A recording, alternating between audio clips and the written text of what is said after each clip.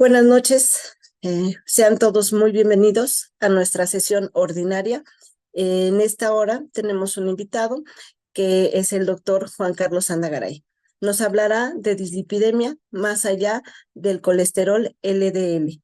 Sabemos que son temas muy importantes de salud por la alta prevalencia que tenemos en estas patologías: diabetes, hipertensión, obesidad y sin duda las dislipidemias, que siempre son un tema muy interesante y que debemos tener muchos conceptos muy claros, sobre todo en el tipo de colesterol que maneja cada paciente, cuáles serían las mejores estrategias para mejorar, lo que debemos de considerar en el momento de indicar una terapéutica. Entonces, bueno, ¿quién mejor que un experto en México para hablarnos de este tema? El doctor Anda Garay es médico cirujano egresado de la Facultad de Medicina de la UNAM. También es especialista en medicina interna, egresado del Hospital de Especialidades del Centro Médico Nacional Siglo XXI, en el cual labora como profesor del curso de especialización en medicina interna y es jefe de servicio de medicina interna también en el mismo hospital de donde egresó. Y también tiene una maestría en ciencias de la salud. Sin duda, un referente en México de los internistas.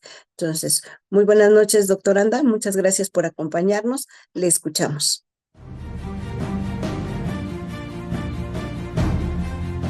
Muy buenas noches, amigos. Muchas gracias por estar esta noche con nosotros.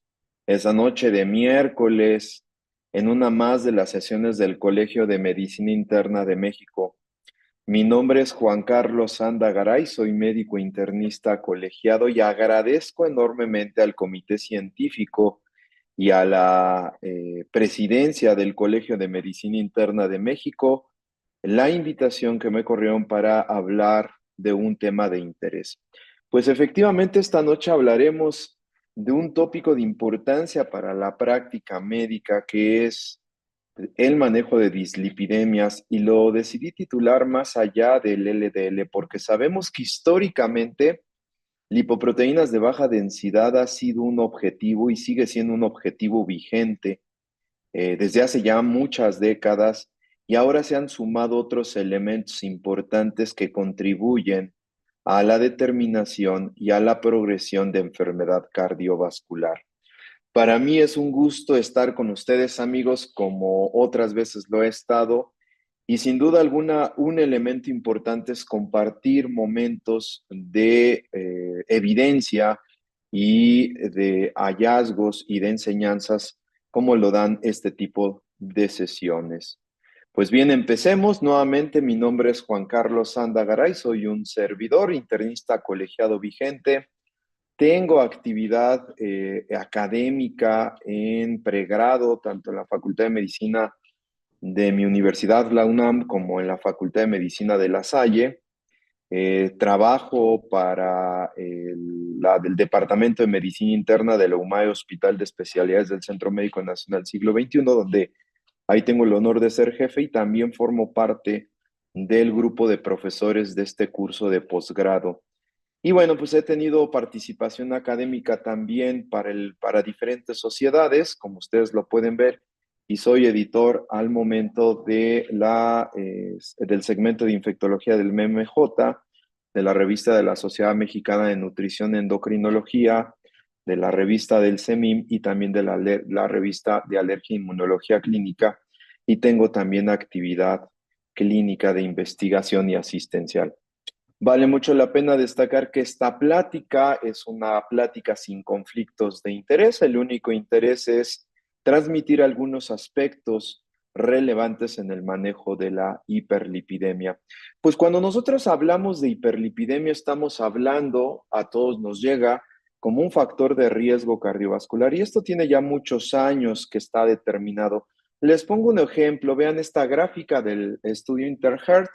Como ustedes saben, el estudio INTERHEART, que fue publicado por el grupo del doctor Yusuf en el 2004, es un estudio de casos y controles donde comparó una población bastante grande con síndrome coronario agudo de tipo infarto del miocardio, que fueron más de 15,000 pacientes comparados con un total de 14,820 controles a lo largo de 52 países. Y esto sirvió para establecer el comportamiento de diversas variables o de factores de riesgo en aquellos pacientes sanos versus aquellos pacientes con síndrome coronario. Ustedes pueden ver perfectamente cómo hay una medida muy atribuible en el contexto de desenlaces cardiovasculares, en este caso síndrome coronario agudo. Podemos llamar la atención el impacto del tabaco, por supuesto, la coexistencia de diabetes mellitus, de hipertensión arterial, la presencia de obesidad abdominal, y llamo su atención al impacto que tienen los lípidos o las anormalidades de los lípidos en este desenlace cardiovascular. Y es una constante porque sabemos ahora que la causa cardiovascular, las patologías cardiovasculares ateroscleróticas, son la principal causa de morbimortalidad en nuestra población. Vean ustedes, esta lámina es una distribución en porcentaje del número de defunciones por enfermedades del corazón, un total de más de 200,000 muertes, dentro de los cuales más del 76% corresponden a enfermedades isquémicas del corazón. Ustedes pueden ver enfermedad hipertensiva en un poco más de 14% y otras causas como enfermedad pulmonar y enfermedad reumatológica. Y cuando nosotros revisamos la causa o el trasfondo fisiopatológico de la enfermedad isquémica del corazón, evidentemente la respuesta a esta pregunta es aterosclerosis. Y sabemos que la aterosclerosis tiene una fase subclínica silenciosa, prolongada, donde múltiples factores que dañan la homeostasis endotelial y que generan un desbalance inflamatorio profibrótico dentro del vaso sanguíneo e desbalance inmunológico, favorecen con el paso del tiempo la formación de una estría grasa, la formación de una placa que progresivamente puede ir creciendo por la coexistencia de estos factores de riesgo cardiovascular hasta llegar a un momento en que tiene una manifestación clínica completamente oclusiva de acuerdo al territorio que estemos hablando, tejido cerebral, tejido vascular periférico, riñón, por supuesto miocardio. Entonces estamos en un continuo desde el punto de vista fisiopatológico que impacta significativamente. ¿Cómo estamos en México? Encuesta Nacional de Salud, publicada el año pasado. Ustedes pueden ver aquí la publicación, se levantó los datos en el año del 2022 y esta gráfica me gusta mucho porque puede plasmar el comportamiento de los diferentes factores de riesgo, de los más importantes o de los de interés, a lo largo de los diferentes escenarios de la captura de los datos 2006, 2012, 2018, 2022. Y llamo su atención cómo en la mayor parte de las variables registradas, a lo largo del tiempo se ha ido incrementando notablemente la frecuencia. En el caso de dislipidemia, ahora tenemos una prevalencia del 30,6% en la población adulta mexicana. Quiere decir que un tercio de la población testeada o de la población registrada, que en general es una parte representativa de la población adulta, tiene algún grado variable de dislipidemia. Y si ustedes comparan esta población, este porcentaje, con el porcentaje de hipertensión, con el porcentaje de pacientes que viven con diabetes, que tienen cierto daño renal, y si imaginamos un paciente en conjunto, evidentemente es un paciente que puede tener la expresión de diversas comorbilidades que en conjunto y desde el punto de vista fisiopatológico interactúan para incrementar a largo plazo o a mediano plazo, de acuerdo a la intensidad de estos factores, un desenlace cardiovascular. Entonces ya lo vimos, si ustedes pueden ver por grupos de edad esta publicación justamente analizando un registro previo a la última encuesta nacional de salud, ustedes pueden ver aquellos pacientes que tienen un LDL de más de 100 miligramos, como lo vemos en esta columna, Y en porcentaje ustedes pueden ver que a mayor grupo etario, por supuesto, la frecuencia de tener colesteroles LDL por arriba de lo normal o por arriba de 100, en este caso no 100 considerando lo normal, sino este valor de corte, evidentemente tienen un incremento directamente relacionado a mayor edad.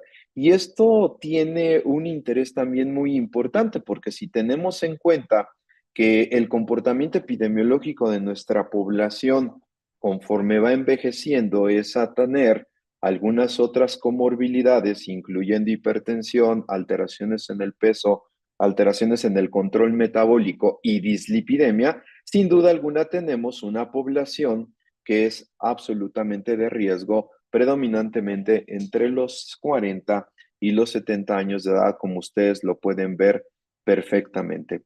De tal manera que surge la pregunta, de acuerdo a la encuesta nacional de salud, ¿cuál es la prevalencia de enfermedad cardiovascular, incluyendo síndrome coronario, de tipo crónico, de tipo agudo, incluyendo insuficiencia cardíaca, incluyendo fenómenos de cardioembolismo? La respuesta es cercano al 5% de nuestra población adulta predominantemente. Y cuando nosotros establecemos la relación, la prevalencia con anormalidades del peso, ya sea sobrepeso, sea obesidad, evidentemente supera una relación por arriba del 46%, teniendo en cuenta que cualquier anormalidad del peso, sea sobrepeso o diferentes grados de índice de masa corporal en las categorías de obesidad, se presentan en más del 70% de nuestra población, como ustedes perfectamente lo pueden ver. Y cuando nosotros entonces establecemos cuál es la principal causa o cuál es de los principales factores que directamente incluyen o influyen en enfermedad cardiovascular ateromatosa, una de las respuestas o uno de los partícipes más importantes y estelares es la concentración de lipoproteínas de baja densidad. Sabemos que lipoproteínas de baja densidad tienen una cinética muy particular, pero también sabemos que en condiciones inestables en contacto con la superficie endotelial tiende a oxidarse, tiende a adherirse profundamente y por supuesto es blanco de la fagocitosis por células subendoteliales como son los macrófagos que están en las superficies subendoteliales o en parte del tejido conectivo de acuerdo a la estructura y que puede dar parte de cascada inflamatoria, de activación inmunológica, de liberación de radicales libres y, por supuesto, favorecer la progresión de daño intravascular. Y sabemos que la determinación o los niveles de lipoproteínas de baja densidad es de origen poligénico generalmente. Y esto lo hemos visto por diferentes estudios observacionales, la Corte Europea, la Corte Escandinava, por supuesto que ven el perfil que tienen estas grandes poblaciones en el comportamiento predominantemente de LDL. Y también sabemos que hay ensayos clínicos, durante mucho tiempo ha habido intentos por ver el descenso de las concentraciones de LDL y el impacto que tienen en desenlaces cardiovasculares, por supuesto los principales, y por supuesto en mortalidad. Y todo parte también, además de estudios en modelos animales que plantean los escenarios y que gracias a ellos pudimos tener diferentes ensayos clínicos. Si nosotros pensamos básicamente o tratáramos de analizar la cantidad de ensayos clínicos que tenemos con la intención desde el punto de vista terapéutico de disminuir el LDL, es muy importante y muy grande la evidencia. Evidencia que nos hace llegar a la conclusión que uno de los objetivos terapéuticos en la prevención de enfermedades cardiovasculares ateromatosas es la optimización y el descenso de acuerdo a las categorías de riesgo de LDL, metas que deben de estar perfectamente ajustadas a la condición ordinaria. Y vean en esta gráfica cómo en el contexto del comportamiento, ustedes pueden ver en el eje horizontal concentraciones progresivas de lipoproteínas de baja densidad de 50 a más de 160. Y ustedes pueden establecer claramente que a concentraciones menores tenemos un mayor porcentaje de población sin enfermedad aterosclerótica. Pero ustedes pueden ver la línea morada, esta línea de tendencia promedio que va graficando la dispersión de este dato, la dispersión de los casos, y ustedes pueden ver que conforme incrementa la concentración de colesterol LDL, por supuesto la frecuencia, el número de casos se incrementa de manera significativa de enfermedad ateromatosa. Y ahí viene lo interesante, no solamente en un sitio, puede ser incluso en dos o más territorios vasculares e indudablemente, inversamente, ustedes pueden ver que a menor concentración de LDL, sin duda alguna, la porcentaje o el porcentaje de población sin enfermedad ateromatosa disminuye significativamente. Entonces, tenemos una relación estrecha entre concentraciones de LDL y sabemos todo el potencial que tiene de generar inflamación, desbalance inmunológico en la superficie subendotelial y, por supuesto, de generar daño microvascular de manera inicial. Entonces queda muy claro el comportamiento LDL con sitios vasculares afectados por aterosclerosis y, por supuesto, la disminución de aquellos pacientes sin esta complicación. De tal manera que estamos hablando, así como hablamos en pacientes que viven con hipertensión arterial, que a mayor tiempo de descontrol de las cifras de presión arterial o en su caso, los pacientes que viven con diabetes, a mayor espacio de tiempo con hiperglucemia, es decir, mayor carga glucémica, el daño inicialmente subclínico y posteriormente clínico va a ser mucho mayor. Y no es la excepción cuando hablamos de colesterol LDL o de lipoproteínas de baja densidad. A mayor tiempo que pasa el paciente fuera de metas y con incremento notable de las concentraciones de LDL, el daño es acumulativo. Y el mejor ejemplo, por ejemplo, son aquellos pacientes que tienen hipercolesterolemia severa familiar.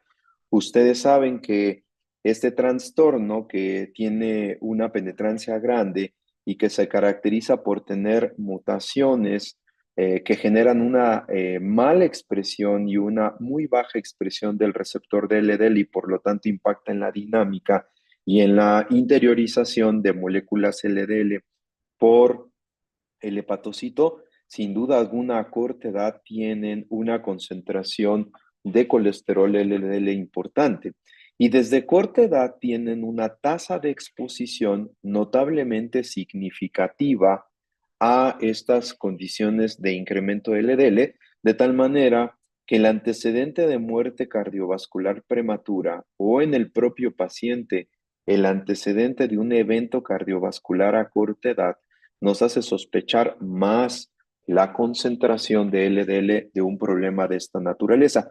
Pero quiero llamar su atención que estos pacientes que infortunadamente puedan representar un modelo del daño acumulado, tienen evidentemente en esta línea que es el que marca el inicio de enfermedad cardiovascular ateromatosa, en un corto tiempo la posibilidad de tener un desenlace. Vean, por ejemplo, aquellos pacientes que son adultos, que no tienen anormalidades familiares, sino que tienen factores de riesgo y que con el paso del tiempo van también teniendo incremento paulatino de las concentraciones de LDL. Por supuesto que las condiciones son propicias para tener una mayor carga del incremento de LDL y por supuesto el daño acumulado. A diferencia de un paciente que tiene una LDL dentro de lo normal o que tiene un estilo de vida óptimo o que tiene una terapia hipolipemiante que lleva a metas de acuerdo a su categoría de riesgo y por supuesto que la carga de exposición es notablemente menor en estos pacientes. Entonces, tenemos mucha evidencia y aquí les pongo algunos de los ejemplos con estatinas, con dos estatinas diferentes y con inhibidores de PCSK9, en el caso del estudio Fourier con evolucumab, o en el caso del estudio Odyssey, también con un anticuerpo monoclonal inhibidor de PCSK9, podemos ver con esta medida de asociación cómo el llevar a metas o el descender y alcanzar niveles de colesterol ideales puede representar por estas medidas de asociación, como ustedes lo pueden ver por debajo de uno, el hazard ratio, la posibilidad de tener desenlaces favorables en la disminución de complicaciones de orden micro y macrovascular predominantemente en los diferentes escenarios, como ustedes lo pueden ver. Y tenemos muchos ejemplos. Ustedes pueden ver un primer estudio, que es el estudio TNT, y pueden ver claramente cómo los pacientes con menor concentración de lipoproteínas de baja densidad tienen un menor porcentaje de eventos cardiovasculares. Por supuesto, si ustedes pueden ver la evidencia del estudio Júpiter, como también estos pacientes con colesteroles menores de 50 tuvieron una incidencia o una presentación de nuevos casos mucho mejor en cuanto a eventos cardiovasculares mayores, y también el estudio PROOVIT, y también podemos poner el IMPROVIT, como tuvieron un impacto significativo. Entonces, no nos queda duda que dentro de las dislipidemias, el LDL es un elemento importante, ya lo explicamos, y cómo tenemos evidencia suficiente para poder establecer que tengo que valorar a mi paciente en condiciones de riesgo cardiovascular, y por supuesto que un elemento esencial que tengo que buscar y tratar de controlar son las concentraciones de LDL. Pero ¿cómo estamos en el mundo en este punto? Y aquí quisiera hacer un breve paréntesis para hablar del estudio Da Vinci. El estudio Da Vinci, como ustedes lo pueden ver, también es un estudio observacional en dos escenarios, en un estudio que trata de ver el comportamiento de prevención primaria y de prevención secundaria, y cómo estamos llegando a tiempo. Es un estudio que se hace en países europeos, pero lo que quiero llamar su atención y brevemente es que en este grupo de prevención secundaria, que ya sabemos que tuvieron un desenlace, vean la tasa de apego a los pacientes, a las recomendaciones, cuántos pacientes o en qué porcentaje de pacientes llegan a las metas de acuerdo a las recomendaciones del 2019. ¿Cuál es la conclusión de este estudio, tanto prevención como primaria como secundaria?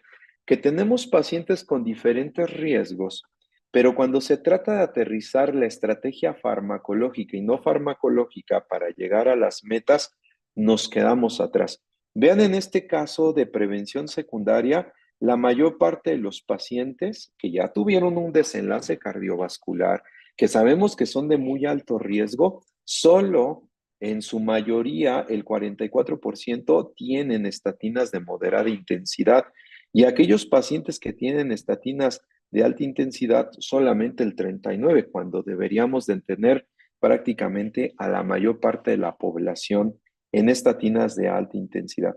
Entonces, ¿cuál es la conclusión de Da Vinci? Sabemos qué categorías de riesgo, de riesgo cardiovascular tiene el paciente, y sin embargo, cuando aterrizamos la estrategia farmacológica, no llegamos a las metas, uno, quizá por la refractariedad del paciente, pero la causa más importante es porque no establecemos la estrategia y la intensidad suficiente para poder establecer la meta. Entonces, esa es meramente la conclusión. Más del 50% no llegan a metas de LDL de acuerdo a su riesgo cardiovascular, y sin duda alguna la terapia más prescrita fue las estatinas de moderada intensidad. Y esto también en nuestro país tenemos el registro mexicano de datos cardiovasculares, liderado por el doctor Odín de los Ríos. Vean ustedes prácticamente cómo estos pacientes con muy alto riesgo cardiovascular, tanto hombres para mujeres, ¿sí? La mayor parte, ¿sí? Prácticamente no llegan a la meta de colesterol. Estos pacientes que tienen muy alto riesgo cardiovascular, en su mayor parte tienen un colesterol LDL promedio entre 100 y 154. Y aquellos pacientes de alto riesgo cardiovascular, evidentemente también tenemos predominantemente una frecuencia. Uno esperaría que si tengo un paciente con muy alto riesgo cardiovascular, en su mayor parte tuviéramos predominantemente menor de 70 o menor de esta categoría.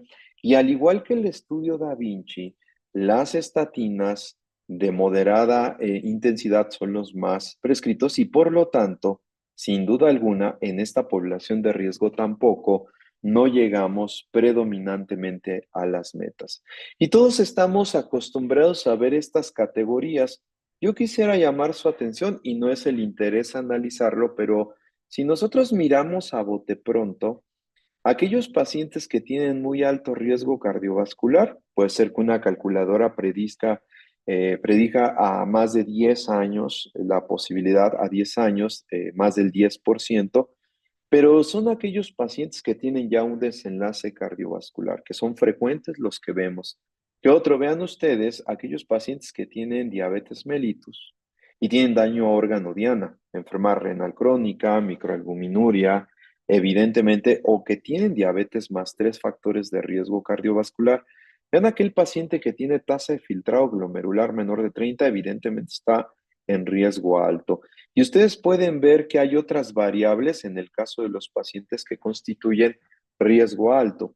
Pero estas categorías nos permiten situarnos en diferentes escenarios y no solamente de lípidos, nos permiten situar qué categorías y qué variables debo tomar en cuenta: glucosa, presión arterial, peso, tabaco y por supuesto perfil de lípidos para tratar de disminuir de manera significativa el impacto y prevenir la ocurrencia o la incidencia de un desenlace cardiovascular o la recurrencia y secuelas e impactar desfavorablemente en la calidad de vida.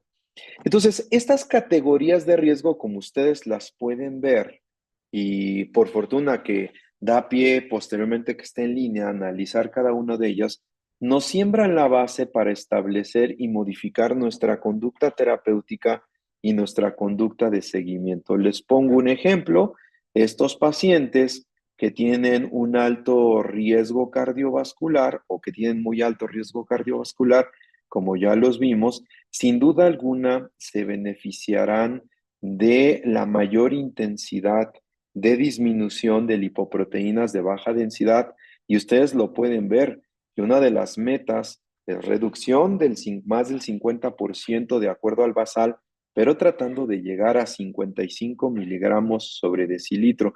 Y vean ustedes que hay categorías donde hay eventos vasculares de repetición en un corto periodo, donde la proyección puede ser cercano a los 40 miligramos sobre decilitro. Y ustedes pueden ver aquellos pacientes que tienen un alto riesgo, por supuesto que la meta es un poco más flexible, 70 miligramos. Cuando nosotros vemos 70 miligramos, la realidad es que es un verdadero reto llevar al paciente a estas cifras de LDL, y es por eso que vamos a analizar en las siguientes diapositivas, por supuesto, la evidencia.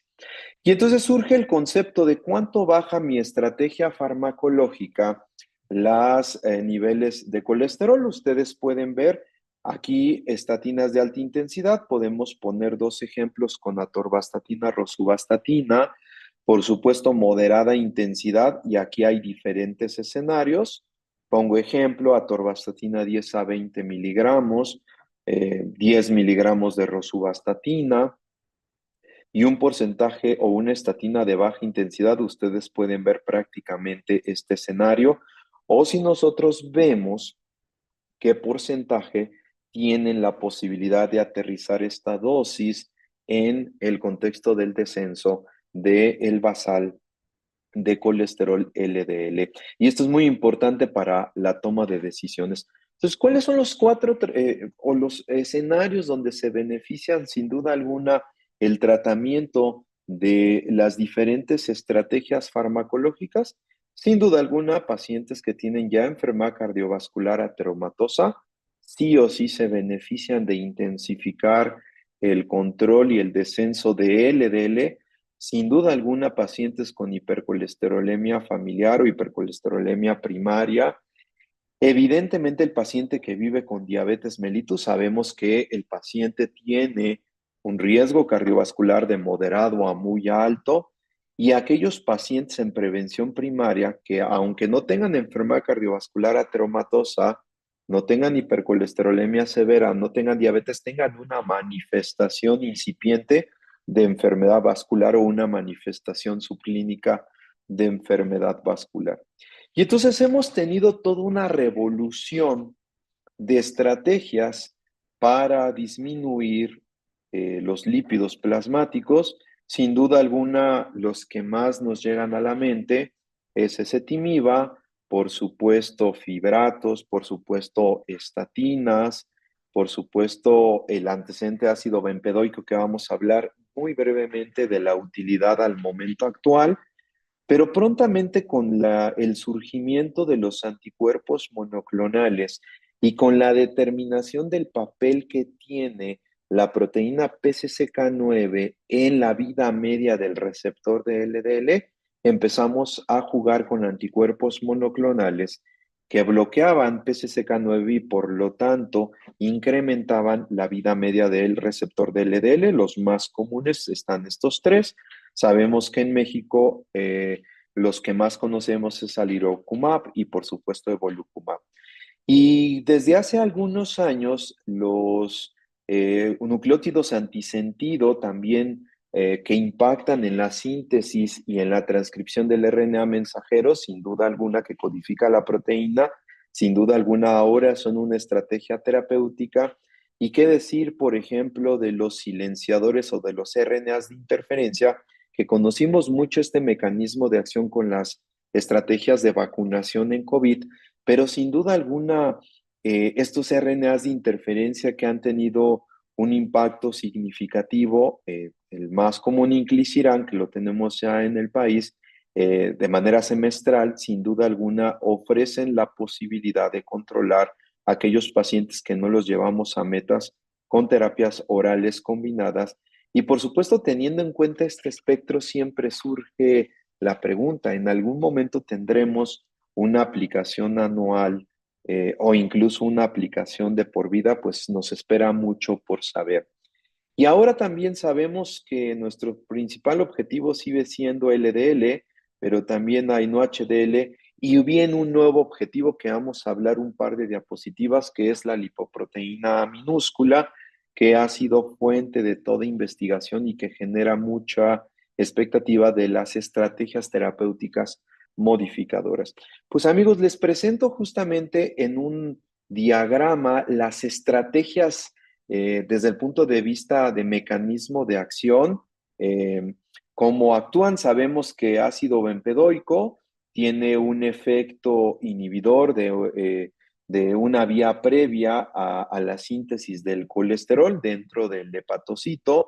Sabemos que las estatinas inhiben la hidroximetilglutarilcoenzima A, que también tiene un impacto significativo. Y ustedes deben de recordar que el hepatocito, al disminuir la síntesis interna de colesterol, genera de manera compensatoria la síntesis y expresión de receptores de LDL en la superficie, y por lo tanto incrementan la posibilidad de tener un impacto significativo, evidentemente, en la interiorización de moléculas. De ahí la importancia de estas dos estrategias, ácido bempedoico y por supuesto las estatinas. Todos sabemos que tenemos anticuerpos monoclonales, específicamente como PCSK9. Sabemos que inhibiendo PCSK9 incrementamos la vida media del receptor y damos posibilidades de que las moléculas de LDL puedan ser interiorizadas. Inclisiran es un RNA de interferencia que bloquea el RNA, la transcripción del RNA mensajero de PCSK9, entonces disminuye la síntesis de PCSK9 finalmente, y por lo tanto incrementa la vida media y la recirculación del receptor LDL. Y tenemos toda una serie de moléculas que impactan en otras fuentes, como lo vamos a ver más adelante. Vean ustedes, por ejemplo, ezetimiba. Ustedes pueden ver uno de los estudios donde se comparó una estatina como es simvastatina 40 miligramos una vez al día, comparado con simvastatina más 10 miligramos de ezetimiba, como además de tener estos pacientes un descenso a favor de la combinación de simvastatina y ezetimiba de las cifras de colesterol LDL. Evidentemente, cuando nosotros vemos el desenlace cardiovascular de 3 MACE, sin duda alguna, y ustedes pueden ver ahí la diferencia, hay una diferencia significativa en aquellos pacientes que tomaron solamente monoterapia con simvastatina comparado con ezetimiba simvastatina. Y esto planteó un escenario, es decir, si yo tengo un paciente que tiene necesidad de terapia estatínica de alta intensidad y no lo llevo a metas, tengo la opción de sinergizarlo en terapia doble, evidentemente para tratar de llevarlo a metas. Y establece otro concepto muy importante, esta serie de estudios. Si tengo un paciente con alto riesgo porque tuvo un desenlace cardiovascular o tiene complicaciones y la conjunción de múltiples factores de riesgo, evidentemente me conviene pasarlo de manera inicial quizá a una terapia doble y por supuesto valorar el efecto significativo que puedan tener. Entonces, ezetimiba, estatinas de alta intensidad, las combinaciones de ezetimiba con estatinas sin duda alguna representan una opción de hacer una terapia dual eficaz. Quisiera tomar unos momentos para poder establecer cuál es el rol de la proteína PCSK9. Imagínense la superficie del hepatocito. Estos son los receptores de lipoproteínas de baja densidad, como ustedes lo pueden ver. Esta es la molécula LDL que tiene una interacción importante. Ahí ustedes pueden ver cómo es interiorizada al citoplasma y por supuesto en condiciones ordinarias, la vida media del complejo del receptor LDL alcanza entre 5 y 6 reciclajes. Pero ¿a qué se debe esto? Que la interacción de esta proteína que se llama PCSK9 con el receptor de LDL favorece desde el punto de vista evolutivo una limitación de su vida media. Es decir, un impacto y una función importante de la proteína PCSK9 es limitar la vida media del receptor de LDL. ¿Qué pasa si yo bloqueo con un anticuerpo monoclonal la interacción de PCSK9 con el receptor de LDL? Voy a tener la posibilidad de que el reciclamiento o que la vida media del receptor de LDL se prolongue y por lo tanto tener más posibilidades de interiorizar moléculas de colesterol LDL para su degradación y eliminación, de tal manera que es un blanco terapéutico eficaz. Les presento dos estudios, el estudio Fourier, con evolucumab y por supuesto el estudio Odyssey con alirocumab. Vean ustedes en aquellos pacientes con su terapia de estatina de alta intensidad e incluso con ezetimibe que les agregan evolucumab, como estos pacientes en esta combinación de muerte cardiovascular, infarto del miocardio, evento vascular o eh, angina inestable o la necesidad de revascularización, evidentemente hay un descenso para aquellos pacientes tratados con este inhibidor de PCSK9, en este caso Fourier evolucumab, y en el caso de Odyssey alirocumab, como también tiene un desenlace significativo. Y esto es lo que constituyen los estudios, es muy brevemente, vean ustedes el número de pacientes, son pacientes que tienen desenlaces cardiovasculares, vean, se da un escrutinio, estabilización de lípidos, utilizaron esquemas con estatinas y ezetimiba.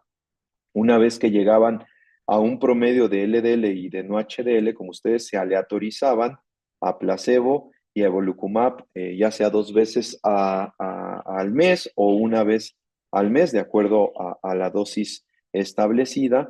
Y lo que vemos comparado con placebo es cómo este inhibidor de PCSK9 disminuye desde las primeras semanas las cifras de colesterol LDL y vean ustedes la media del placebo, de la terapia ordinaria más placebo versus aquellos pacientes con este anticuerpo monoclonal que tienen un promedio de 30 miligramos sobre decilitro. Y evidentemente esto impacta en los desenlaces primarios, en el MACE combinado, como estos pacientes pueden tener comparado con placebo, por supuesto, un descenso de manera significativa.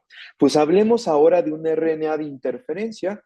Ya vimos RNA de interferencia por tecnología es interiorizado a el hepatocito. Este RNA de interferencia, como su nombre lo dice, interfiere con el RNA mensajero y la síntesis de la PCSK9. Entonces, el impacto que tienen los RNA de interferencia como inclisiran justamente es disminuir la síntesis de PCSK9. No la bloquean, sino disminuyen la síntesis. Todo el grupo de estudios en fase clínica, en fase 3, que incluyen pacientes o diversidad de pacientes, son con inclisiran, son los estudios Orión.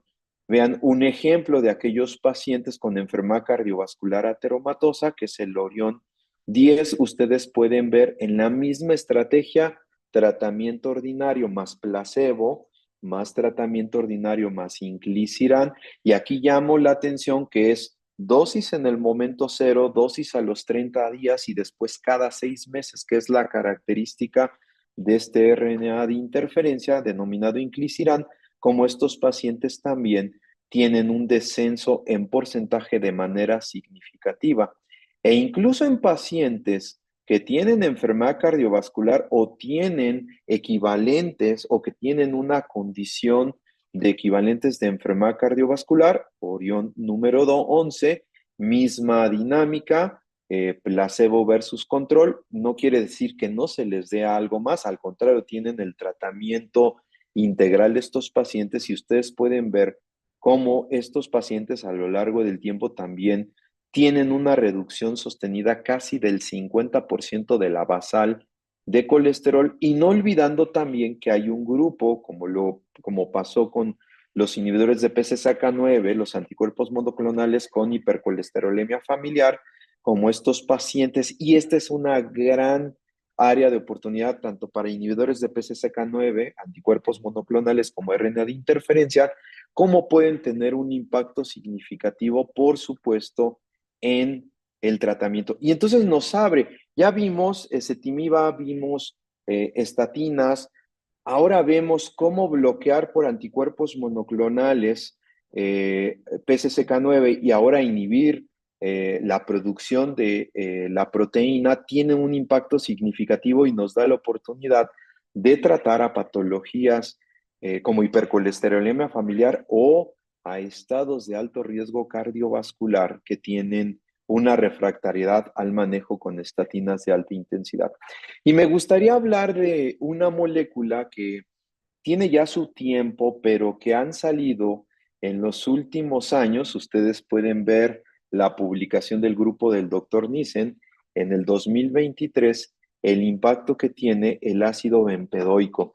Como ustedes saben, ácido bempedoico es una molécula que también interactúa en el citoplasma del hepatocito, disminuyendo por una vía alterna la síntesis de colesterol y por lo tanto favorece que de manera compensadora se incrementa la expresión de receptor LDL y por lo tanto disminuir las concentraciones de LDL. Entonces, esta es evidencia del impacto que tuvo y que tiene ácido bempedoico en esta población, en población de alto riesgo cardiovascular y de muy alto riesgo cardiovascular, y llamo su atención como en incidencia de casos y en el MACE combinado, por supuesto, se establece una diferencia significativa en aquellos pacientes que toman su tratamiento habitual de alta intensidad versus aquellos que tienen el tratamiento habitual y son sinergizados con ácido bempedoico.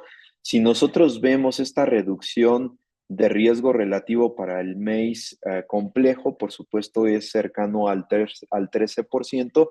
Y cuando vemos el porcentaje de eventos en este subanálisis, evidentemente ustedes pueden ver cómo la curva tiene un beneficio y tiene una diferencia versus al placebo con una reducción de riesgo relativo del 30%. Y este estudio sirvió para establecer y para modificar las estrategias y las recomendaciones actuales predominantemente. Entonces, hemos hablado y vamos a hablar en estos últimos 7 minutitos del impacto que tienen otras variables. Sabemos que no solamente es LDL, y era justamente también la parte complementaria de esta plática. Vean que también hay variables que incrementan el riesgo de una enfermedad cardiovascular ateromatosa. Ustedes pueden ver esta persistencia de LDL arriba de 160, presencia de enfermedad renal, síndrome metabólico, enfermedades inflamatorias, también los triglicéridos. Pero llamo su atención a un elemento importante que desde hace algunos años ha tenido mucho más estudios y ahora es un objetivo terapéutico, que es LPA, un LPA mayor de 50 miligramos sobre decilitro. ¿Qué es LPA? Llamo su atención a la primera gráfica. Esta es una molécula LDL. Ustedes saben que esta molécula de LDL tiene, además de su estructura, está fuertemente unida a una molécula de apolipoproteína B, evidentemente. ¿Cuál es la diferencia de LPA? LPA tiene una estructura semejante a LDL, pero además tiene una molécula unida por puentes disulfuros que se llama apolipoproteína A minúscula. Y esta, la polipoproteína A minúscula, llamo su atención y quiero establecer esta homología. Ustedes pueden ver aquí la molécula de LDL, por supuesto apolipoproteína B, que es lo que constituye la esencia y la columna vertebral de lipoproteína baja densidad. Y esta apolipoproteína minúscula está unida por puentes disulfuro, que sabemos que son de gran intensidad con ApoB, y entonces esta es finalmente la estructura original de LPA minúscula.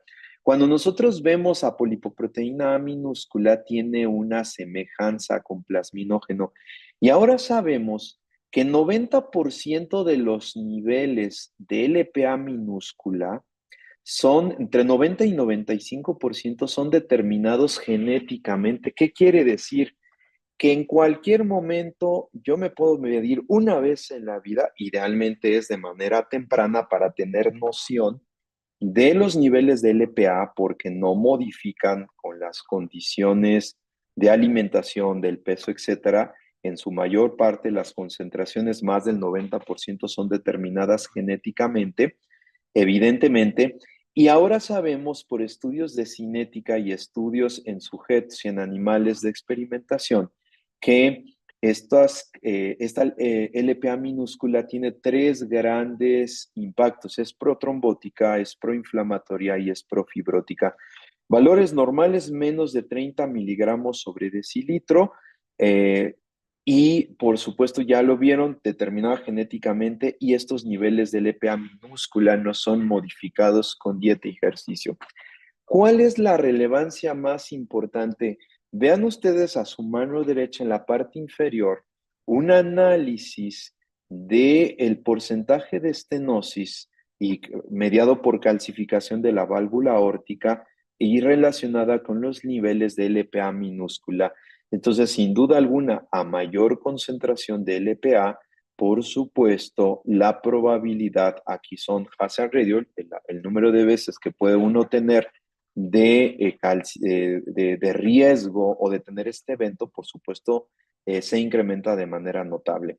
Y entonces está definido al momento actual que niveles de LPA minúscula pueden tener una relación estrecha con calcificación de la válvula aórtica y, por supuesto, con enfermedad cardiovascular. ¿Cuáles son las ventajas de conocer esto? Uno, que no se modifica sin tratamiento, evidentemente, porque está determinada genéticamente. Dos, sabemos el papel que tiene enfermedad cardiovascular e incluso se conoce como un factor independiente. Tres, no tiene impacto dieta, ejercicio y predominantemente sobre eso, y tiene un vínculo muy estrecho con enfermedad cardiovascular. ¿Cuáles desventajas? Por supuesto, la estandarización de la medida, que tenemos muchas isoformas y cada vez se construyen más estrategias para poder estandarizar la medición. En nuestro país tenemos ya laboratorios que, sin duda alguna, la miden. ¿Cuáles son las recomendaciones? Ustedes lo pueden ver. Historia familiar o prematura de enfermedad cardiovascular ateromatosa. Aquí pueden ver aquellos hombres menos de 55, mujeres menos de 65, aquellos pacientes con hipercolesterolemia primaria severa también. Los retos, sin duda alguna, no tenemos opciones terapéuticas. Eh, no todos es tan fácil establecer, alto costo y falta de conocimiento de lo que existe. Y ustedes pueden ver que la mayor parte de las estrategias clásicas que tenemos no tienen un impacto significativo sobre LPA. Por supuesto, el corte para poder establecer, pues es más de 50 miligramos sobre decilitro, un corte que está vinculado perfectamente con el riesgo de tener un desenlace cardiovascular o mayor riesgo de estenosis aórtica predominantemente. Pues hablando justamente esos últimos 3 minutos de LPA, tenemos estrategias predominantemente de modificación y es toda una serie de estudios que se están corriendo. Ya tenemos los estudios de eficacia en disminuir los niveles de LPA y ahora tenemos en puerta o se están corriendo estudios de beneficio clínico. Estos son uno de los ejemplos de cómo se van haciendo en fase 2 diferentes estrategias con diferentes dosis de este fármaco para poder encontrar la dosis óptima y trasladarlos a estudios de fase 3. Como ustedes lo pueden ver, en un ejemplo es el estudio Horizon, lo vamos a ver, que pudieran impactar significativamente. Tres moléculas, dos RNA de interferencia y un oligonucleótido antisentido que inhiben la síntesis de LPA o disminuyen los niveles de LPA. Uno es olpasiran, está en investigación en fase 3, es un RNA de interferencia, demostró en estudios de eficacia una reducción de LPA entre el 70 y 100%, y tenemos corriendo el estudio en pacientes para ver eficacia y seguridad, sin duda alguna, que es el OCEAN-A. Olpasiran es un RNA de interferencia que evidentemente ustedes lo pueden ver aquí. Lo que hace es inhibir el RNA mensajero que impacta en la síntesis de LPA. El otro es lepodisiran. Lepodisiran también es un RNA de interferencia, promedio de reducción en los primeros estudios 41 a 97%. Y el estudio clínico para ver eficacia clínica y seguridad es el ACLIMB LPA, que estos van a salir en los siguientes años. Y el otro que también es muy conocido, pelacarsen, también a diferencia de estos dos, de olpasiran y lepodisiran, pelacarsen es un oligonucleótido antisentido que justamente tiene el impacto de disminuir, ustedes pueden ver, de disminuir el acoplamiento y la síntesis de RNA mensajero justamente para tener un impacto en la síntesis de lipoproteína minúscula. Entonces, para finalizar, quisiera presentarles pues lo que hicimos teniendo en cuenta la evidencia en el 2022, el trabajo del Colegio de Medicina Interna, donde tenía yo la oportunidad de estar en el comité académico junto con la Sociedad Mexicana de Cardiología de la mano del doctor Abel Pavía y todo el grupo de nefrólogos, de neurólogos, de endocrinólogos. Fue todo un trabajo multidisciplinario, pues generamos las guías de práctica clínica para el tratamiento de dislipidemias y enfermedad cardiovascular ateromatosa.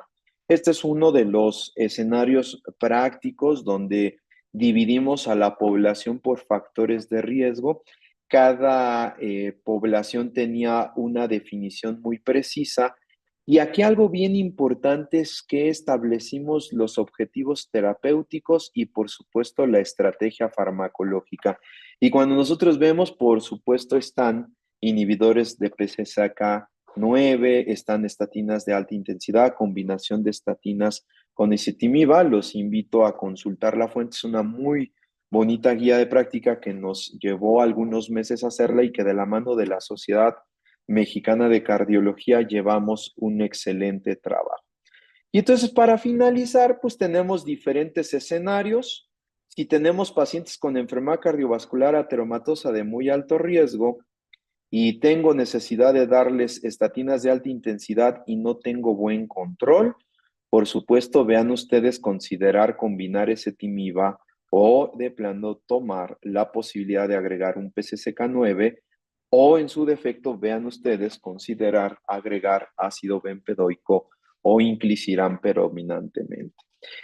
Quisiera finalmente establecer que no solamente es LDL, no solamente es HDL, sabemos que hay un concepto fundamental que es colesterol no HDL, es tomar el colesterol total, restarlo al HDL y tenemos todo el espectro de manera indirecta de las moléculas que podemos dar y que pueden constituir factores de riesgo cardiovascular. Ustedes pueden ver en este breve estudio cómo tiene un impacto significativo el incremento de colesterol no HDL versus LDL en la probabilidad también de ser desenlaces cardiovasculares.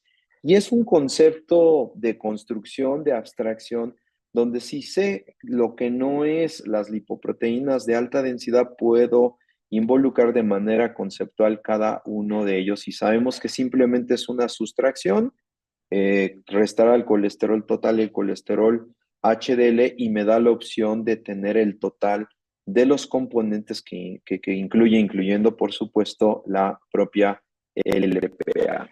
Pues para finalizar, amigos, quisiera decirles que como mensajes debemos de identificar factores de riesgo, estratificar a nuestro paciente, el saber qué categoría de riesgo cardiovascular tiene mi paciente me da la posibilidad de sensibilizarme, de cambiar mi estrategia farmacológica y de cambiar mi seguimiento. Por supuesto, todos debemos individualizar a nuestro paciente y elegir las terapias adecuadas como lo hemos visto.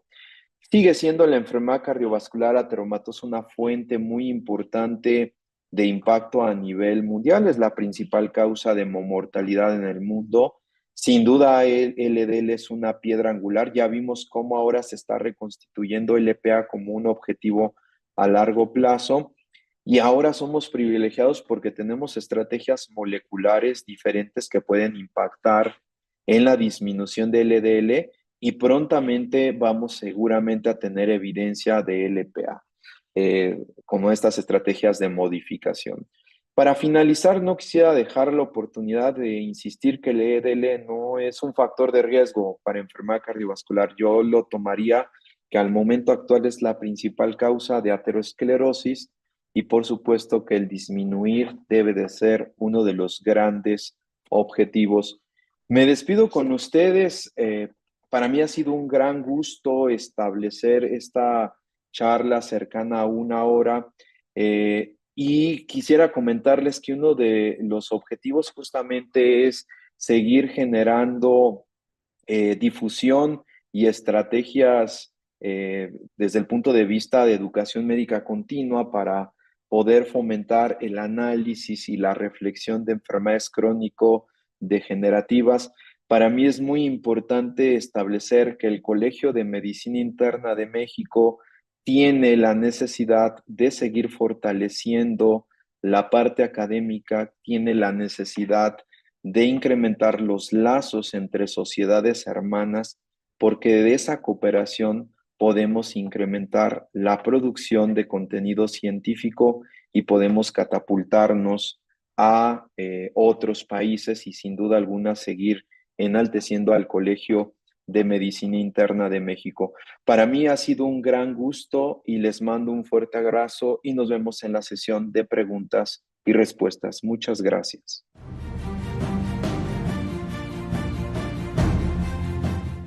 Bueno, pues de verdad muchísimas gracias a todos los que asisten sin falta a estas sesiones que preparamos con todo gusto, ¿no? Cada semana por parte del Colegio de Medicina Interna. Y bueno, sin duda agradecemos muchísimo al doctor Juan Carlos Sandagaray el tiempo que ha regalado a este colegio para compartirnos sus conocimientos y en esta noche, pues en este tema tan importante y tan relevante como lo es las dislipidemias en los pacientes que creo que vemos todos y cada uno de nosotros cada día de manera rutinaria en nuestra consulta de medicina interna, ya sea a nivel hospitalario o a nivel particular. Es una situación a la que nos enfrentamos día a día. Y bueno, le mandan muchos saludos y felicitaciones desde todas partes del país, desde el norte hasta el sureste, ¿no? Desde Tijuana, Baja California, hasta Mérida, Quintana Roo, y no se diga en Tabasco, que tenemos muchos seguidores que son fieles a estas sesiones del Colegio de Medicina Interna y también nos acompañan de otros países, entre ellos por mencionar, por ejemplo, bueno, les voy a decir ahorita, Perú, El Salvador, Bolivia, Nicaragua, Ecuador, Venezuela, Colombia, Argentina y Estados Unidos. Y estamos en esta sesión en la plataforma con cerca de 800 asistentes, más los que se encuentran en otras plataformas como Facebook. Y bueno, muchísimas gracias, doctor. Anda, Garay, no sé si quiera darnos un saludo de bienvenida para todos y cada uno de los asistentes que estamos en esta noche. Muchas gracias, doctora Karina. Para mí es un gusto estar con ustedes esta noche en una sesión del Colegio de Medicina Interna de México con este tema que es apasionante. Ya vimos cómo fue el pasado, cómo es el presente y cómo será el futuro, que sin duda alguna va a seguir revolucionando y pues un verdadero placer estar con ustedes, dando un poquito de evidencia del tratamiento de este tipo de patologías. Muchísimas gracias, Juan Carlos. Y bueno, sin duda, insisto, aparte de las felicitaciones, ya empezaron a llegar algunas preguntas en las diversas plataformas y vamos a empezar con lo siguiente. La doctora Norma Edith Soto nos dice, ¿existe alguna alerta en específico que sea sobre todo nueva acerca de la seguridad de las estatinas en el uso de este tipo de pacientes? Fíjate que es una muy buena pregunta. Sabemos que las estatinas ya desde hace varias décadas revolucionaron la medicina cardiovascular.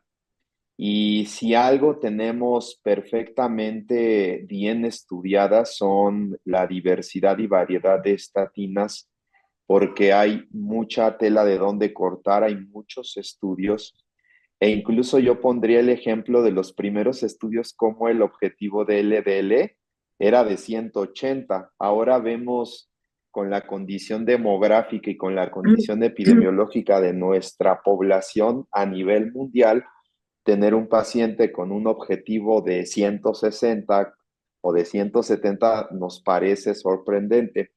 Pero aquí llevo este comentario que a lo largo del tiempo han ido descendiendo los cortes por la evidencia. Uno, hemos tenido diversidad de estatinas con diferente potencia. Dos, y recordar que todos los estudios clínicos parten de estudios clínicos de fase 3, donde un parámetro importante es seguridad. Eh, Vale mucho la pena recordar esta asociación de intensidad de estatinas con disglucemia, sobre todo en población con riesgo de tener hiperglucemia. Entonces, estos pacientes evidentemente deben de ser monitorizados, deben de intensificar el monitoreo de la glucosa del plan de alimentación y si el paciente vive con diabetes, evidentemente también establecer un monitoreo estricto. ¿Qué otro evento adverso?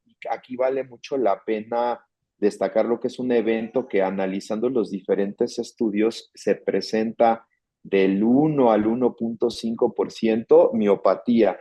Y sabemos que hay factores de riesgo para miopatía coexistencia de algunos fármacos, sobre todo aquellos que interaccionan con el grupo de citocromo, o trastornos hormonales, sobre todo hipotiroidismo e hipocortisolismo. Esto es muy importante porque se tiene pues la falsa idea de que pudiéramos inducir en pacientes con una estatina de alta intensidad la probabilidad de tener una miopatía. La realidad es que las mialgias son relativamente frecuentes, pero cuando hablamos del término de miopatía por estatinas, es una complicación baja. De tal manera que los warning o las alertas solamente van en relación a eventos adversos y por fortuna esos eventos adversos son de menor frecuencia. Muy bien, doctor Juan Carlos, muchísimas gracias por el comentario. Y bueno, como siempre nos acompaña el doctor Bernabé Heredia desde Uruapan, Michoacán, a quien le mandamos muchísimos saludos, carísimo doctor Heredia, ¿no?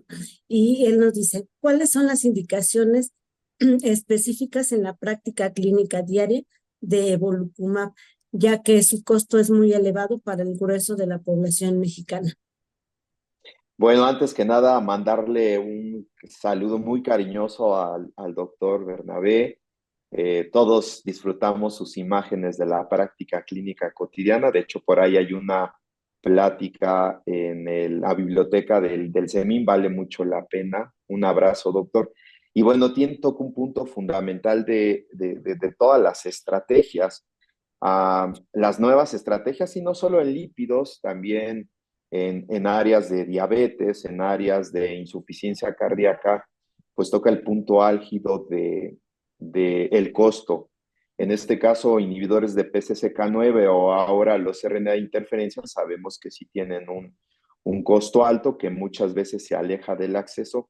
Y pondría varios escenarios clínicos. El primero, es una herramienta terapéutica que llega para modificar el impacto terapéutico en pacientes con hipercolesterolemia familiar.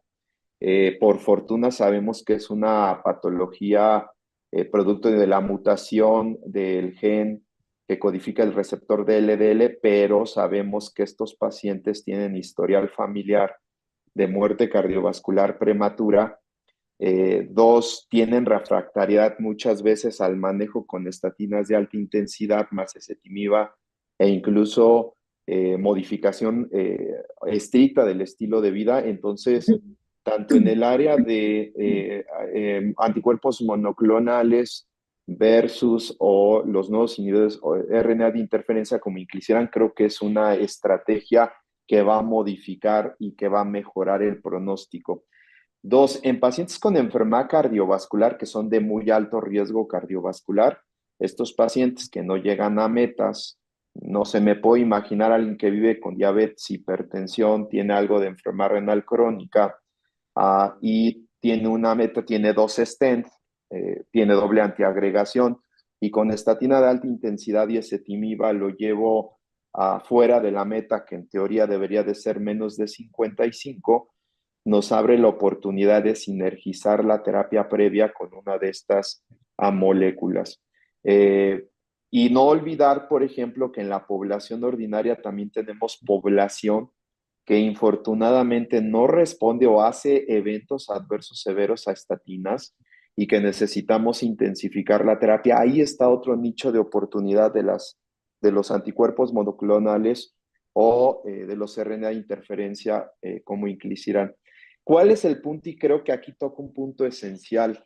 El costo para ambas clases terapéuticas, volocumab, larilocumab o inclisiran, sin duda alguna, es alto y evidentemente aleja a una parte de la población de poder tenerlos, pero pues por ejemplo en el contexto de inhibidores de PCSK9, un grupo muy importante de las instituciones de seguridad social han incluido y esto abre la oportunidad de echarle un vistazo a nuestro stock, aquellos que trabajamos en instituciones para poder utilizarlos de manera adecuada. Viéndolo a largo plazo, estos pacientes que se pudieran beneficiar, evidentemente ahorrarían muchos problemas de complicaciones o reemergencia de enfermedad cardiovascular, Pero como pasa en nuestro país, creo que el punto del costo en aquellos pacientes que no tienen acceso va a representar y representa como cualquier molécula una limitación. Y bueno, pues finalmente como clínicos tenemos la necesidad de intensificar el manejo disponible y de establecer patrones no farmacológicos también que complementen ello. Muy bien, doctor, muchísimas gracias. El doctor Rodolfo Martínez también le manda felicitaciones por su extraordinaria y magistral ponencia. Y la pregunta en particular es, ¿usted qué experiencia tiene en pacientes que presentaron enfermedad por COVID-19 y que en ese momento o después de debutaron con dislipidemias? Bueno, ese es un tópico bien importante porque sabemos que COVID-19 y este fenómeno hiperinflamatorio fue un desenmascarante o un revelador de diferentes trastornos metabólicos de fondo.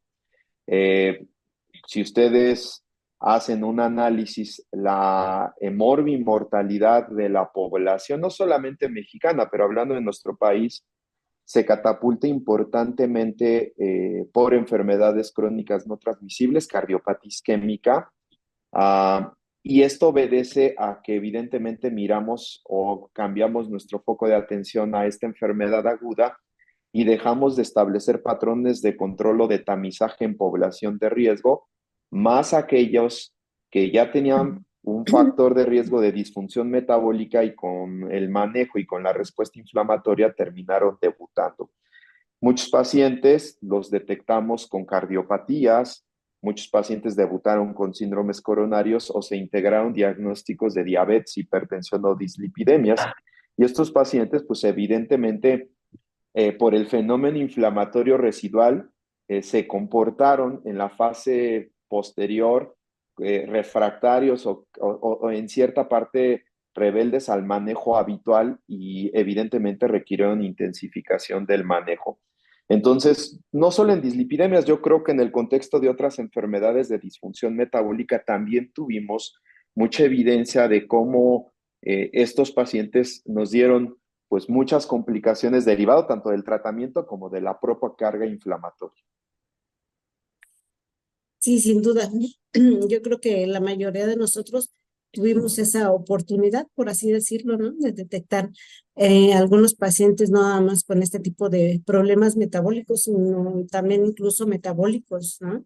Y de tipo inmunológico, como pudiera ser el desarrollar un lupus, una artritis reumatoide después de un evento de COVID-19. Pero bueno, como bien dice, es un contexto en el que hay o hubo una inflamación sistémica agudizada. Pero bueno, tenemos que seguir trabajando en eso. Le saludan también y le felicitan algunos de los expresidentes que también están atentos a nuestras sesiones, como el doctor Cano, el doctor Jorge Aldrete, la doctora Olga Lidia Vera Lastra. Y bueno, le presento la pregunta del doctor Pimentel. Una inyección de semaglutida, una inyección de Tecludec, una inyección de Evolumab, una inyección de ARNA de recombinante. El futuro de la prevención cardiovascular es inyectado. Doctor Anda, además de agradecer su Wow. ponencia y el conocimiento, ¿se ha evaluado frente a frente el uso de estas terapias emergentes versus una estatina de alta potencia? Bueno, yo dividiría la respuesta.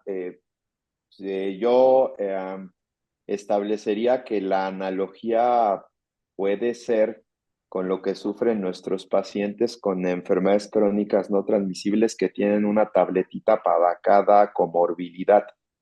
Y eso verdaderamente representa un reto en adherencia, en interacciones farmacológicas, sobre todo en el paciente adulto mayor o en el paciente que no tiene una preparación o un conocimiento estricto de las enfermedades que padece.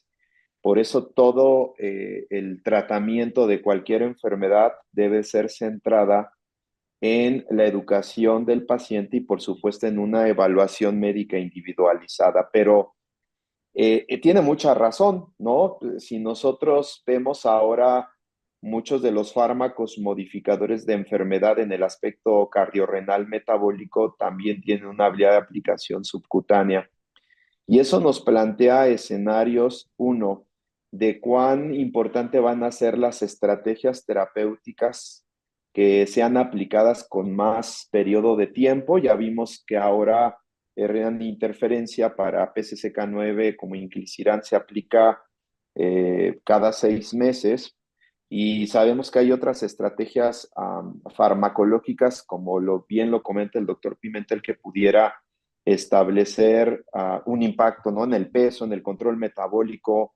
Eh, Vamos a ver en los siguientes años, y ya terminó el estudio fase 2 y pasó al fase 3, estos RNA de interferencia que modifican la producción de renina, que va a modificar el tratamiento de hipertensión arterial, y vamos a tener tratamientos antihipertensivos basados en RNA de interferencia que van a ser aplicados también con un periodo largo de tiempo.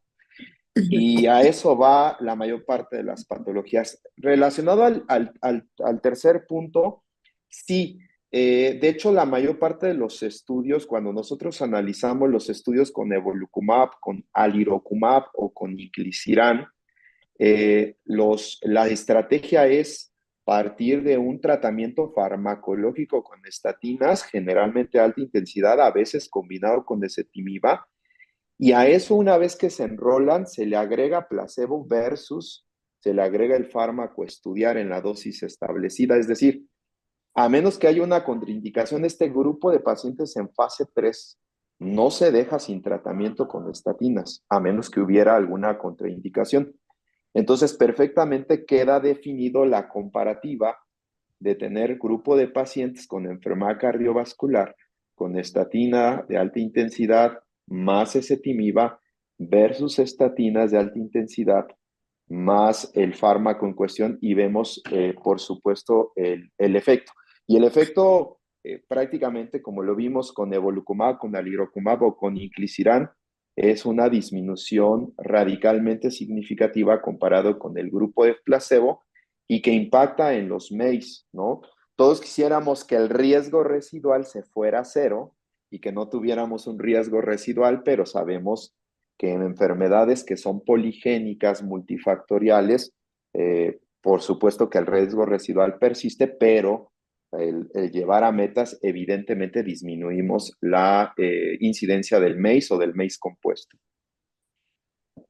Muy bien, doctor, muchas gracias por el comentario. Y bueno, tenemos alguna pregunta que a mí me gustaría conjuntarla con alguna otra que también surge de mi persona. Bueno, en los mexicanos tenemos a lo mejor probablemente bien controlado un LDL, pero ¿qué pasa con los triglicéridos que se mantienen elevados? Que sabemos que tienen un riesgo cardiovascular persistente, ¿no? En algunos casos, sabemos, digo, hay muchos estudios que nos dicen que ezetimiba disminuye el riesgo cardiovascular, pero sabemos que algunos pacientes no responden a ese tipo de terapia. Necesitamos fibratos. ¿Cuál sería como la indicación de esos fibratos? Y en un momento dado, ¿qué indicación tendrían también, por ejemplo, los omega 3 en este contexto de pacientes?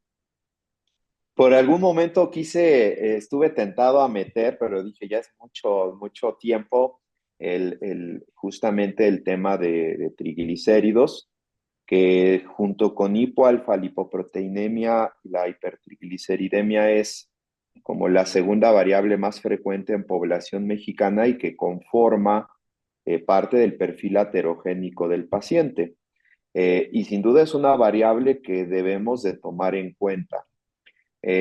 Sabemos que las dos estrategias o la estrategia farmacológica que impacta el nivel de triglicéridos es los fibratos, y en fibratos también, como pasa con las sulfonilureas, como pasa con estatinas, también hay de fibratos a fibratos, y hay de fibratos que tienen perfil de seguridad alto y hay fibratos que no tienen un perfil de seguridad tan alto, interaccionan con estatinas. Yo pondría que el paciente, evidentemente, con un riesgo cardiovascular de base por las patologías, si tiene en el perfil de lípidos hipertrigliceridemia, debe de ser tomado en cuenta. porque constituye una variable que incrementa, por supuesto, en la coexistencia de otros factores, la probabilidad de un desenlace cardiovascular.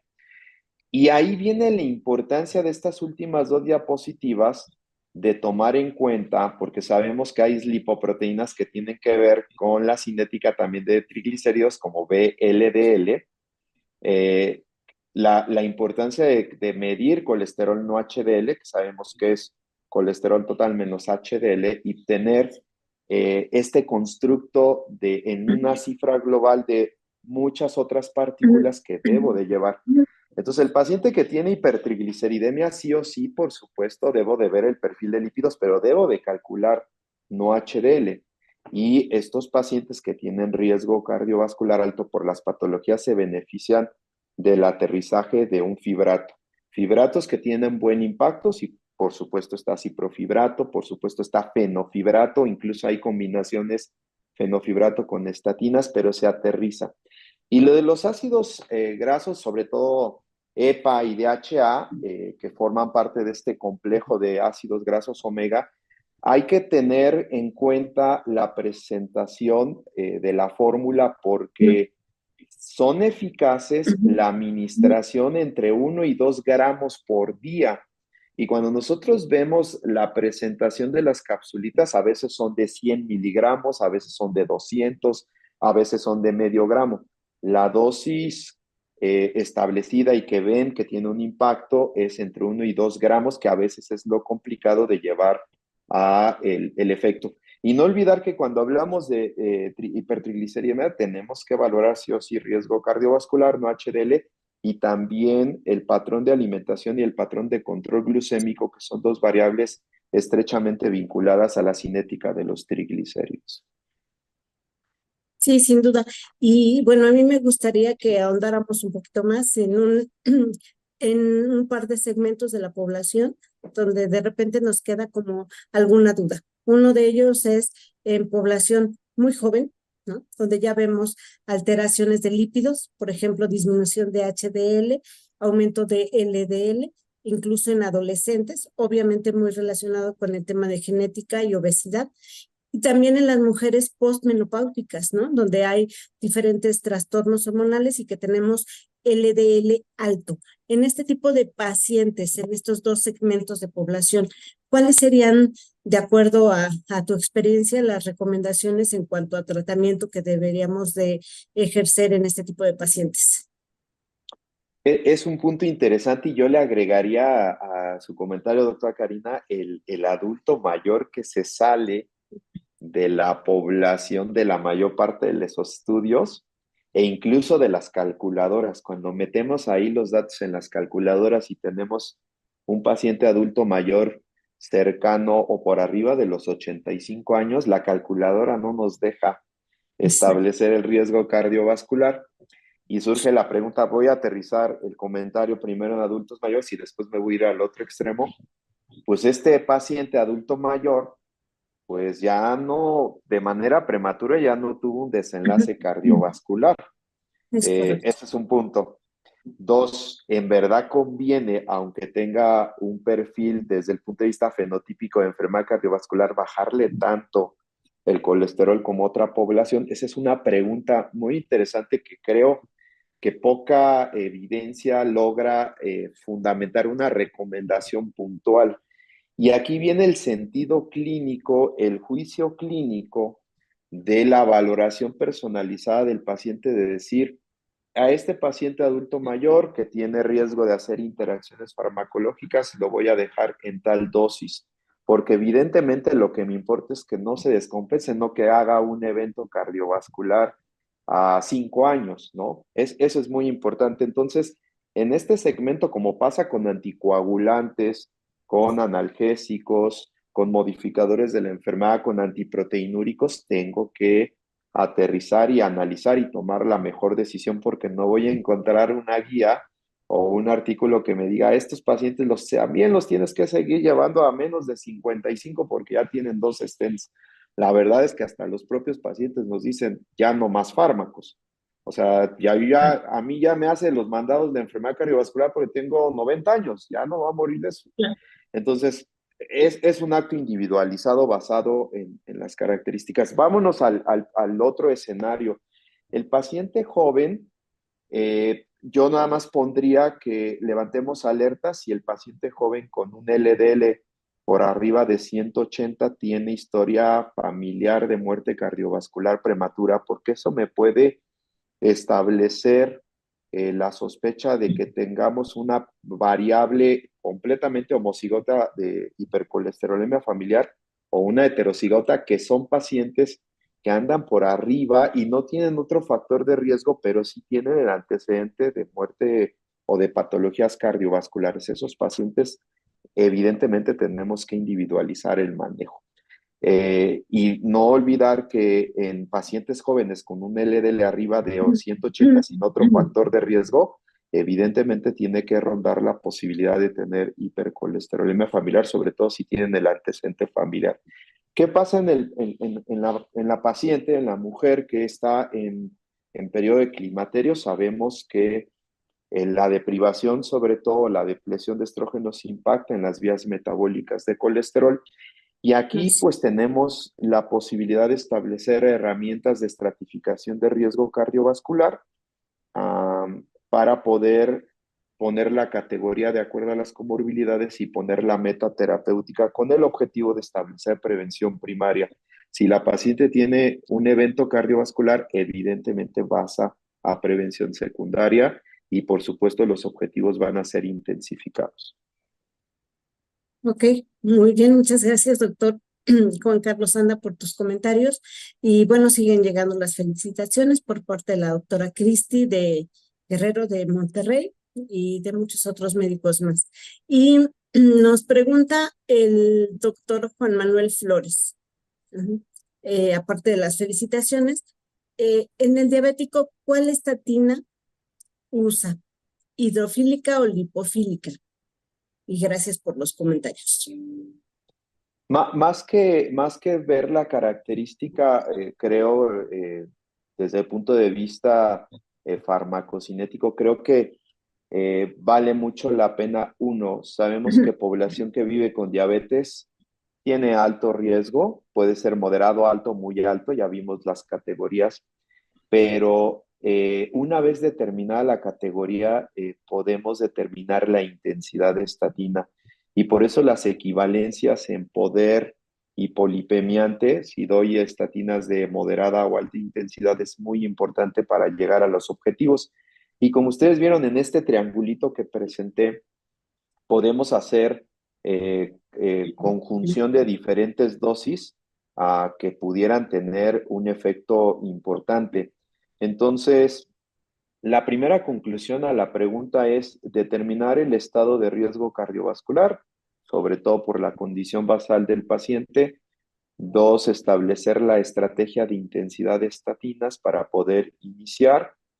Evidentemente, si ustedes ven, por ejemplo, hay estatinas que ahora que trabajamos en esta guía en el 2022 y en algunos otros posicionamientos, pues se nos meten en el camino de conjunción de datos estatinas como pravastatina, que sabemos que tendríamos que darle una dosis alta y la presentación es baja, entonces la posibilidad de eficacia. Entonces nos quedamos con las de uso habitual. Por supuesto, atorvastatina sabemos que podemos dar moderada o alta intensidad, rosuvastatina, pitavastatina, y conjuntando bien estas dosis podemos tener un impacto significativo en la reducción de las metas, ¿no? Y el segundo comentario, siempre lo insisto, sobre todo en mis residentes, es, ¿para qué te sirve una estrategia de determinación de riesgo cardiovascular? Uno, la determinación de riesgo cardiovascular permite saber dónde estás parado frente al paciente. Y dos, permite determinar qué estrategia va a montar. Si una estrategia de determinación de riesgo cardiovascular no modifica tu conducta, es equivalente a no haber utilizado ninguna herramienta de cálculo de riesgo cardiovascular. Ok, creo que más que clara y respondidas las dudas hasta este momento. Y bueno, la doctora Rosalía García Peña siempre nos acompaña desde Toluca y te felicita por la conferencia y las preguntas, porque son dos, son las siguientes. ¿Existen diferencias en el metabolismo de estatinas por género y si la mujer tiene más riesgo de miopatía por las mismas? Es la primera pregunta. Y la segunda es, ¿crees que sería importante que en el perfil de lípidos que se realiza a los pacientes de riesgo como escrutinio incluir la medición de lipoproteína A? Bueno, antes que nada, mandarle un cordial saludo a la doctora, a Toluca y a todo el grupo de médicos de Toluca y del Estado de México. Pues sí, siempre en el perfil de comportamiento farmacocinético, sí hay estudios, sobre todo en fases iniciales, del comportamiento que pudieran tener, sobre todo en los diferentes grupos etarios con diferentes comorbilidades y, por supuesto, en diferentes géneros. Pero cuando nosotros conjuntamos y revisamos las recomendaciones, no hay una diferencia en las recomendaciones entre hombre y mujer. Evidentemente, cuando yo valoro un paciente, pues saber en qué grupo etario está, qué comorbilidades tiene, si está en climaterio o no, porque eso va a determinar junto con las comorbilidades y el estado de riesgo cardiovascular qué potencia voy a utilizar. Eh, para fines prácticos, en la recomendación no hay una diferenciación si yo le puedo dar mejor una estatina a una mujer que a un hombre. Más bien debo de saber el potencial de disminución del colesterol y la seguridad de estatinas. Y de eventos adversos sabemos que estatinas, uno de los eventos adversos más frecuentes son las mialgias. Eh, pero sí vale mucho la pena recalcar que en el análisis de eventos adversos severos, sobre todo miopatías, rabdomiólisis, miopatías necrotizantes, por fortuna los porcentajes son bajos y evidentemente tengo que conjuntar otros factores de riesgo. Los trastornos de tiroides es algo frecuente, por supuesto, la enfermedad renal es otro, la coexistencia de fármacos que impactan en citocromo P450 también puede favorecer en el contexto de hipotiroidismo. De ahí la importancia de analizar muy bien las interacciones farmacológicas. Muy bien, doctor, muchísimas Y, gracias. Ah, perdón, y en el contexto de se me fue, pero ahí luego me llegó lo de LPA minúscula. Eh, Idealmente sería recomendable medirnos una vez en la vida LPA minúscula. Sabemos, y eso es muy importante, que el 90 al 95% está determinado genéticamente, es decir, mi LPA minúscula ahorita puede estar toco madera, en 50, y si no tengo nada más, en 5 años va a seguir siendo 50. Por eso, y sabemos que ahora hay laboratorios en México, hay hospitales que ya tienen determinación de LPA minúscula, pero me quedaría con una de las diapositivas que presenté con estos pacientes que tienen ya riesgo cardiovascular, que tienen dislipidemias. Evidentemente, sí vale la pena medirlo porque, digo, en el futuro no hay nada ahora, están en fase 3 los estudios de eficacia en desenlaces cardiovasculares de las tres moléculas que les hablé, pero creo que el EPA minúscula va a modificar también el abordaje de enfermedades cardiovasculares por su asociación con enfermedad cardiovascular y con estenosis aórtica calcificada. Hay algunos congresos, el año pasado que tuve la oportunidad de estar en el Europeo de Cardiología, había un stand para medir el EPA minúscula y pues bueno, pues este es un escenario que nos va a ir cambiando la perspectiva. Como pasó en un inicio con hemoglobina glucosilada, no había una estandarización, como hay muchas isoformas de LPA minúscula, también vamos a batallar con la estandarización, pero en muchos laboratorios ya se está haciendo y bueno, pues va a ser Un blanco terapéutico es un blanco terapéutico, ya vimos dos RNA de interferencia y un oligonucleótido antisentido. Muy bien, creo que quedó más que respondida, ¿no? Esta inquietud. Y el doctor Bernabé Heredia, como siempre, nos hace comentarios y nos recuerda viejos adagios o refranes, donde nos dicen el comer y beber con moderación enaltece el espíritu del hombre, pero el hacerlo con exageración enaltece el vientre y el grosor de los vasos sanguíneos. Yo creo que no nos queda ninguna duda al respecto. Y bueno, yo ya no veo ninguna otra pregunta en los chats. Siguen llegando felicitaciones por tu extraordinaria ponencia, Juan Carlos, como siempre. Es muy grato verte en estas sesiones académicas. Y bueno, yo no sé si nos quieras dejar algún mensaje final con el que debamos quedarnos, ¿no? Todos y cada uno de los internistas respecto a este manejo de los lípidos. Eso en primer lugar. Y en segundo término, bueno, también como bien es sabido por todos ustedes, seguramente en los meses que vienen se presentará una convocatoria acerca de las planillas que querrán participar en las votaciones para elegir vicepresidente y todos los prosecretarios que ya conocemos, ¿no? No sé si quieras dejarnos estos dos mensajes finales, ¿no? En lo médico académico para cada uno de nosotros, y cuál sería tu propuesta en particular para el Colegio de Medicina Interna. Vamos a dar lo que le llamarían coloquialmente el piso parejo, ¿no?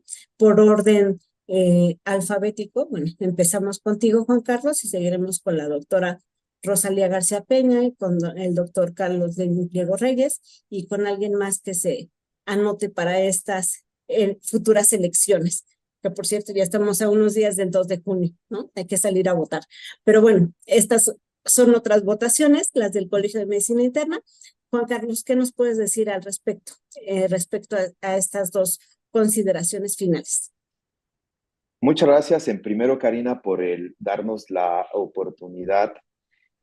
Quisiera antes de dar los comentarios finales una pequeña fe de ratas. Ahora que estaba yo escuchando y analizando la plática, en uno de los estudios de Orión con Inclisiran, comenté que era momento cero a los 30 días y después cada 6 meses es momento cero a los 3 meses y después la terapia cada 6 meses. Es bien importante porque finalmente los que hacen los estudios nos pueden mandar ahí un comentario de doctoranda, ya se equivocó, ¿no? Y es algo válido, ¿no? En el ajetreo de la grabación. Yo estoy muy contento por la apertura y fuera de presentar un comentario con un sentido meramente político, quise ventilar cómo los médicos internistas de este país tenemos la oportunidad de tomar el control de las diferentes patologías con mucho conocimiento científico, con medicina basada en evidencia que pueden ser transmitidos a los diferentes colegas y que creo que somos muy favorecedores por la práctica médica que tenemos porque tenemos posibilidades de entrarle al paciente con diferentes aristas y eso es algo que ninguna especialidad lo tiene. Como ustedes saben, mi trabajo en el Colegio de Medicina Interna tiene ya muchos años. Mi sentido es meramente académico y va a seguir siendo esta intención de seguir transformando y de seguir aportando a mi comunidad y a mi colegio la columna vertebral de las propuestas que en lo futuro haré. Soy una persona política completamente, no me gusta la política, me gusta basar fundamentalmente los escenarios en áreas de oportunidad y mis escenarios y áreas de oportunidad va a ser el posicionamiento de nuestro colegio en nuestro país, en Latinoamérica y en otros países que sin duda alguna están ávidos de escucharnos.